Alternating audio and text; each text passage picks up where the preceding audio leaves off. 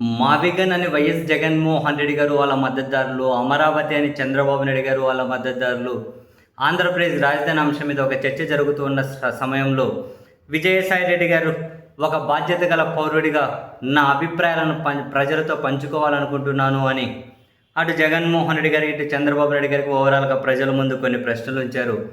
అందులో ఆ ప్రశ్నలు ఏంటి అంటే, రాజధాని ఎక్కడ ఏర్పాటు చేయాలి అన్న అంశం మీద శివరామకృష్ణన్ కమిటీ ఇచ్చిన నివేదికను వీరంతా ఎందుకు పక్కన పెడుతున్నారు? 2014లో రాష్ట్ర విభజన జరిగింది. 12 ఏళ్ల తర్వాత కూడా ఇంకా రాజధాని ఎక్కడ ఉండాలన్న చర్చ నడుస్తుందంటే ఇది అందరూ సిగ్గుపడాల్సిన విషయం కాదా? రాష్ట్రం విడిపోయిన 15 ఏళ్ల తర్వాత 2029లో మరో జనరల్ ఎన్నికలు జరుగుతాయి. ఆ ఎన్నికల్లో కూడా రాజధాని ఎక్కడ ఉండాలో ప్రజలు మరోసారి నిర్ణయించాలా? రాజధాని పేరు మీద జరుగుతున్న ఈ పొలిటికల్ ఫుట్బాల్ మ్యాచ్ను ఆపేయాల్సిన బాధ్యత అన్ని పార్టీల మీద ఉందా లేదా?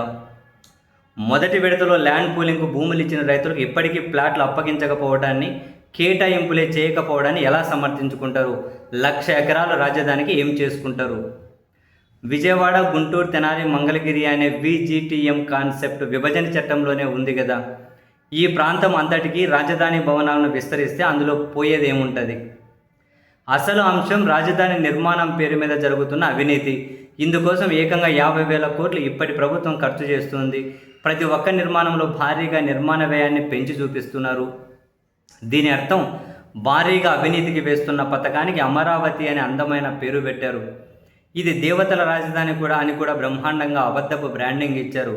నేరుగా అధికారంలో ఉన్నవారు 25-30% డబ్బును లంచాలుగా తీసుకునేందుకు ఈ దేవతల రాజధాని బ్రాండింగ్ వాడుకుంటున్నారు. అమరేశ్వరుడి ఆలయం, బుద్ధ విగ్రహం ఉన్న అమరావతికి ఇప్పుడు బిల్డింగ్లు కడుతున్న ప్రాంతం 50 కిలోమీటర్ల దూరంలో ఉంది. ఈ అమరావతి దైవక్షేత్రం, కృష్ణమ్మ ప్రవహిస్తున్న క్షేత్రం అయితే ఈ అమరావతి అవినీతి పారుతున్న క్షేత్రం. బిల్డింగుల నిర్మాణానికి ఏకంగా 50,000 కోట్లు ఖర్చు చేస్తూ ఉన్నప్పుడు అందులో 25-30% అవినీతికి ఆస్కారం కనిపిస్తున్నప్పుడు మనమంతా ప్రజలుగా మొదట ప్రశ్నించాల్సింది ఈ అవినీతిని. అంటే ఇది దాదాపు 15,000 కోట్ల లంచాల మేతకు వేసిన పథకం. మరి ఈ విషయాన్ని వదిలేసి మావిగన్ అనడం వల్ల ప్రయోజనం ఏంటి? మరో 3 ఏళ్లలో జరిగిపోయే నిర్మాణాలన్నీ ఏం చేద్దాం? రాజధానిని నిర్మించడం అంటే అవినీతికి బాగా ఆస్కారం ఉన్న బిల్డింగులు ఏ పార్టీ కట్టాలి, ఎంత కమిషన్లు కొట్టాలి అన్నది కాదు కదా. కాబట్టి అమరావతి పేరిట జరుగుతున్న అవినీతి యజ్ఞాన్ని ప్రజలందరి తరపున ప్రశ్నిస్తూ ఎస్కలేషన్కి సంబంధించిన పూర్తి వివరాలతో అవినీతిని సవాలు చేస్తూ త్వరలో న్యాయస్థానాన్ని ఆశ్రయిస్తూ ఉన్నాను.